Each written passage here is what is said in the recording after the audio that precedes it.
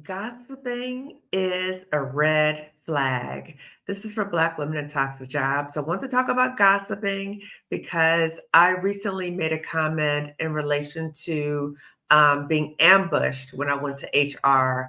And one of the comments was asking when my supervisor was gossiping to me about the workplace bully, how did I respond? And sometimes I get questions to my videos and it's better for me to just do a video about it so you get the contextual understanding of what was happening as opposed to me just giving a brief response. So I want to talk to you about ways that gossiping is a red flag to any type of job situation. If you want to learn why is that a red flag, tune in. I will share with you. If you don't know me already, I'm Dr. Kamani. I'm a licensed clinical psychologist, a toxic job survivor, and more importantly, I'm a toxic job liberator for Black women. On my channel, I focus on ways to support Black women leaving and healing from toxic jobs. So, want to talk to you about this because as I've been working on the Job Liberation Virtual Summit for Black women with Marissa Price, who's my co-host, I like a lot of memories about the toxic job have been like coming up a lot. And I think because I'm having so much involvement with thinking about the speakers and what we're doing. And if you haven't already registered for the summit, you need to do that. Okay. So on the screen is the registration information. It's also in the description section. So again, Job Liberation Virtual Summit for Black Women, May 18th and 19th. If you haven't already registered, please register. And you have the opportunity to also sponsor a Black woman to attend the summit as well. You can email me. I'll put my email information in the description section. So you can email me if you want to sponsor Black women. Okay. So anyway, again, all these different things about the toxic job are coming up for me again. So I resigned maybe about 2 years ago, but this stuff keeps coming up. And so this is my way of letting that toxicity get out of my system is to talk about it, to process it, to metabolize it. And so my hope is that by me talking about the experiences that I've had, lessons learned, that you will learn from these things too, and maybe not repeat some of the mistakes that I made. Okay. So I'm being very open with you about some things that have happened. So let me talk to you about gossiping. So in the work environment that I was in, it was rampant gossiping. I mean, people talking about people all the time. It was just ridiculous. All the people talking about people's personal business, inappropriate relationships, and very sensitive information, not only about people that I work with, but also about their family and just, it was ridiculous, right? So when you look at situations like that and you look at this rampant gossiping, that number one is unprofessional. Number two, it really lets you know how much they value employees. And there's no real degree of psychological safety because guess what? If they're going to talk about other people like that, you better believe they're going to talk about you too. Probably as soon as you leave a room, they're going to be talking about you. So be very mindful of that. And I've had so many situations where um, there were it's just very sensitive information people would share. And just like in passing, like it wasn't a big deal to tell about people's personal business. And I felt bad for the people that they were telling their personal business. So there was even a situation where with the workplace bully, like I had a lot, people would tell me a lot of gossip about her. But for me, I'm not a gossipy person. So I don't go around like just spreading stuff, even though my friends said that, a group of friends actually had seen the workplace bully somewhere engaging in some inappropriate behavior outside of the workplace. But I'm not doing that stuff, right? So, I mean, I'm not talking about it. So there's a lot of information, so much gossip that I received about the workplace bully, but I didn't pass that information on. Okay. And there was one situation where I had complained about something a workplace bully had done. I think that she was engaging like a character assassination of me, like in a public area. It was something very unprofessional, whatever. So I reported to my supervisor, and then her supervisor followed up with me. But her follow up with me was to take me into a room And I was in there for about 2 hours, and she is telling me very sensitive, personal information about the workplace bully, to the point not want to know any of these things about the workplace bully. I'm like, I don't want to know this about anybody, and I don't want us to know about her. Like, this is not any of my business. Like, why are you telling us? But like about 2 hours, okay, she's just telling me like very personal, sensitive information. So you might be in a situation too, just like I was. This is my supervisor's supervisor. So you're in this awkward position where people are saying these things and you are like, oh, I don't even want to know this stuff. But you are in this relationship in terms of hierarchy where you kind of feel stuck.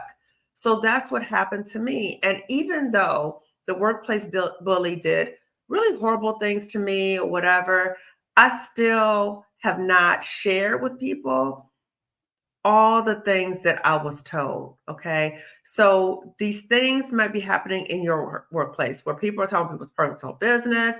I had people talk about people's mental health issues. I had situations where we would be in like in a meeting talking, a group of us, and that one person will leave the room and literally less than 5 minutes have left, and they're trashing this person and telling all about their business. And this is the mental health unit. Keep in mind, this is the mental health unit in terms of compassion for others. Okay. So that happened to me. And I just encourage you to pay attention to that. Now, I did pay attention to that to the degree that I was very mindful most of the time about any information I shared about myself personally. So I'm a very private person. And I would notice, like, just another red flag, not only the gossiping, but when people start asking you personal questions, and it's like a boundary, it feels like a boundary violation to me, right? So I was very like polite to the point, but they didn't know about my personal business. I was like, you're not going to know about personal business because I saw what you do to other people. And one of the supervisors I had before, and I think this is the comment that got sparked asking when this supervisor was trashing the workplace bully, what did I respond? How did I respond? Um, Part of the problem, which I acknowledge, was that when the workplace bully would do certain things and people would gossip about her, my response to that was not personal. It was logically, I am literally trying to find out how in the world did this woman get this position? Who is she connected to? Like, I must be missing something. So I'm trying to logically understand. I'm trying to ask these questions in response to their gossiping to me. But guess what? It goes nowhere because I really don't know how she got that job. I really don't know what connection she had to other people. So it really was not worth my while to ask questions about how she get this job. It wasn't worth it for me to do that. So I'm saying this to you. When people bring gossip to you and then you're trying to figure out, well, how this person did it, save the time. Save yourself some time. It's not worth it. And it's showing you that there's something off in this environment. Okay. So one of the supervisors, again, this is why this is something I'm actually proud of that I did in the situation. So I've talked to you about things that I'm kind of ashamed about, but I'll talk to you about something that I'm actually pretty proud about what I did. So the workplace bully, we had gone to some out of state conference or something like that. So I was there with the workplace bully and one of her friends, and we're at dinner, and then they're like, "Tell me about your life. We feel like we don't really know you. Tell me all about your life." Big red flags. I was like, "Oh, okay." They're trying to get some intel on me that they're going to use against me. So I kept it really light, very surface level, right? Be very mindful when people start doing that to you. I had another supervisor, the supervisor I told you about in the other story, where she was trashing the workplace bully. So, sh I mean, literally, she would tell me people's business, and it was like she talked about almost everybody that we knew. She had something negative, gossipy to say about them, and I'm sure that they had no idea about it. Okay, so one day we're meeting, And again, she's telling me about one of our coworkers' personal business and blah, blah, blah. And then she turns to me and says, you don't have anything personal going on, do you? And like a laugh kind of thing.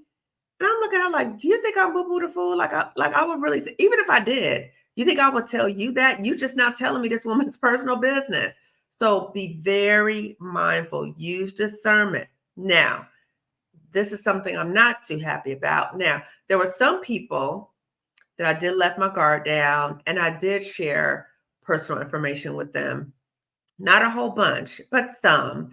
And they didn't really honor that. And they kind of what you call loose lips, like they would tell things about things that I've shared to people. If I didn't share it with you, why are you sharing it with somebody else? Okay. So just be mindful of what information you share with people at the job, particularly if you see there's a history of gossiping. More than likely, they're going to gossip about you at some point and or it's just not beneficial to you. And when you start trying to make sense of things and all that kind of stuff, just stop yourself. Just say slow your roll. Let's not even go there. Okay. The gossiping is a huge red flag. And when people are trying to get into your business, asking you personal questions, have your boundaries, give them, a very polite, answer, but don't let people have entree into your business. Don't do that. And when you see people who will gossip about people they're so-called close to, that's another huge red flag because think to yourself, if they would do this with people they're so-called cool with, what are they going to do about you? So again, when I was on this trip, this business so-called business trip with the workplace bully and it was two of her friends there, and I was witnessing something in real time that was a huge red flag, and I paid attention to it. Right. So the workplace bully had just got off the phone with her boyfriend because she's telling us all of her business. Right. She's just got off the phone with her boyfriend, talking about she loved him. Less than 5 minutes later, she's saying out loud, "We're on a rampage for men." And I was like, woo, okay, like pay attention. So pay attention to the signs, gossiping, huge red flag, boundaries. If people try to violate your boundaries, get in your business, be mindful of that. Be mindful of that. Okay. So I'm signing off again. Just wanted to share some lessons learned with you. Some things I feel good about that I didn't share a lot of my personal business with some people, but some people I did. And usually there were other Black women who have done things that were not cool in terms of sharing something I shared with them. But again, lesson learned, lesson learned. So as I'm signing off, I'm asking you to be mindful of all these things I'm sharing with you. Again, lessons learned. I may not know you, but I don't want you to do the same things that I did. Okay. And if you haven't already registered for the Job Liberation Summit, please register, okay? And you can sponsor another Black woman. And as I'm in this journey, as Marissa Price and I are in this journey, trying to liberate Black women, we are on a mission to liberate 500 Black women this year for the summit, okay? We want to liberate them. And as a part of this community, we want you to be a part of this goal and help to spread the word about the Job Liberation Virtual Summit for Black women. So spread the word, tell other Black women, register for the summit, and you can sponsor a Black woman. Okay. So I'm signing off. If you haven't already subscribed to my channel, please do so. Also, share this video with at least 2 other Black women and give this video a thumbs up. Okay. See you later. Bye.